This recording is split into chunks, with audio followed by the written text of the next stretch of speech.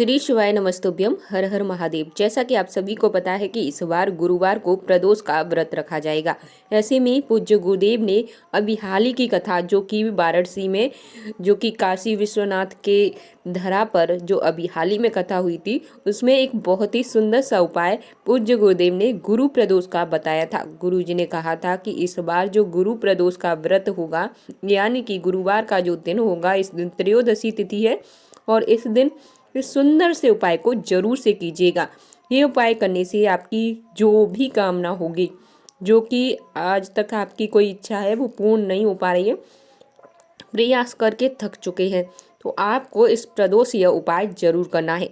वही उपाय आज के वीडियो में आपको बताऊंगी, ध्यान से वीडियो देखिए गुरुवार का दिन है, त्रयोदशी तिथि इस बार पड़ रही है। तो गुरुवार के दिन जब त्रयोदशी तिथि पड़ती है तो उसे गुरु प्रदोष के नाम से जाना जाता है। गुरु प्रदोष का हमारे जीवन में बहुत महत्व होता है। ये हमारे जीवन में अन्न धन की कमी को दूर करता है और मन वांछित इच्छाओं की पूर्ति के लिए जो भी व्यक्ति गुरुवार का प्रदोष व्रत धारण करना चाहते हैं वे जरूर से कर सकते हैं। इस एकमात्र व्रत को करने से, जैसे कि हर महीने में प्रदोष व्रत आते हैं, यानी कि एक महीने में 2 बार प्रदोष व्रत आते हैं, तो आप इन प्रदोष व्रतों को धारण करते हैं। और सोमवार का व्रत जैसे कि आप नहीं कर पाते तो प्रदोष का व्रत जरूर धारण करें। इन प्रदोष के व्रत को धारण करने से आपकी कामना पूर्ण होती है।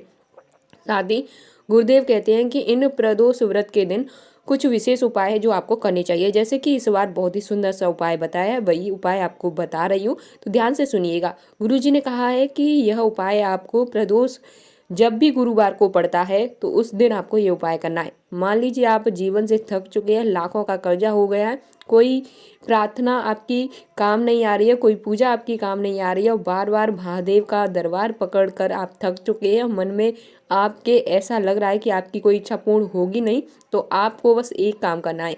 मात्र इस महीने जो कि मार्गशीर्ष का महीना इस बार चल रहा है, तो इस महीने में जो गुरुवार की प्रदोष पड़ रही हैं, इन गुरुवार की प्रदोष को जरूर से ये उपाय कर लीजिए। 2 प्रदोष उपाय करना है, 2 ही प्रदोष में देखना क्या होगा आपके जीवन में। हर चीजें बदलने लगेंगी, आपकी परेशानियां धीरे धीरे समाप्त होने लगेंगी, जीवन में जो कठिनाइयां आ रही हैं वो धीरे धीरे समाप्त होने लगेंगी। तो गुरुवार के दिन करना क्या है कि आपको 12 बेलपत्र लानी है। 12 बेलपत्र लाने के बाद आपको उन्हें 4-4 की संख्या में एक एक जगह 3 अलग अलग स्थानों पर एकत्रित करके रखें। यानी कि आपको 12 बेलपत्र लेनी है, साफ सुथरी बेलपत्र लेनी है और इन बेलपत्र को 4 बेलपत्र एक स्थान पर एक साथ रखें। यानी कि एक बेलपत्र के ऊपर दूसरी बेलपत्र, दूसरी के ऊपर तीसरी और फिर चौथी, इस तरह से आपको 3 अलग अलग ये बेलपत्र रख लेनी है, यानी 3 अलग अलग स्थानों पर रख लेनी है। फिर आपको एक लोटा जल लेना है, उस जल में थोड़ा मीठा जरूर से डालिएगा।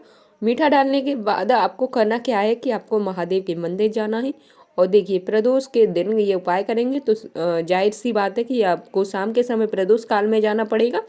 तो शाम के समय प्रदोष काल में जाइएगा और फिर जैसे ही आप प्रदोष काल में जाते हैं तो उस समय आपको भगवान शिव की शिवलिंग के पास जाकर अशोक सुंदरी वाले स्थान पर एक एक करके ये बेलपत्र 3 बार में आपको रख देनी है। यानी कि 4-4 की संख्या में बेलपत्र लेनी है और जो अलग अलग 3 स्थानों पर रखी है तो एक एक करके अशोक सुंदरी वाले स्थान पे रख के महादेव की शिवलिंग पे रखते जाएं, अपनी मनोकामना बोलते जाएं। फिर उसके बाद जो लोटा जल लेकर गए हैं उसे आपको उत्तर दिशा की ओर खड़े होकर, यानी कि उत्तर दिशा की ओर मुख करके आपको जो है वो जल महादेव की शिवलिंग पर समर्पित करना है। हाथ जोड़कर महादेव का कोई सा भी प्यारा सा नाम ले लीजिए और अपनी मनोकामना को बोल दीजिए। एक गुरुवार करके देखिए, दूसरे गुरुवार तक आपकी वो मनोकामना निश्चित ही पूर्ण हो जाएगी। कोई भारी से भारी संकट है, रोग बीमारी है, व्यापार नहीं चलता, धन की कमी है, बीमारियां बार बार आती है, या घर में लड़ाई झगड़े होते रहते हैं, या कोई कार्य बनते बनते रुक जाता है या बनता ही नहीं है, इन सभी समस्याओं का समाधान इस एकमात्र उपाय से आपका हो जाएगा। जरूर से करिएगा, आपको जरूर से इसका लाभ प्राप्त होगा। वीडियो जरा सा भी अच्छा लगे तो वीडियो को लाइक करना बिल्कुल मत भूलिए और ऐसे ही पूज्य गुरुदेव द्वारा बताए गए उपायों की जानकारी के लिए चैनल को सब्सक्राइब जरूर से कीजिए और कमेंट में ओम नमः शिवाय जरूर लिख दीजिए। चलिए आज के वीडियो में बस इतना ही, मिलते हैं आपसे एक और प्यारी सी वीडियो में।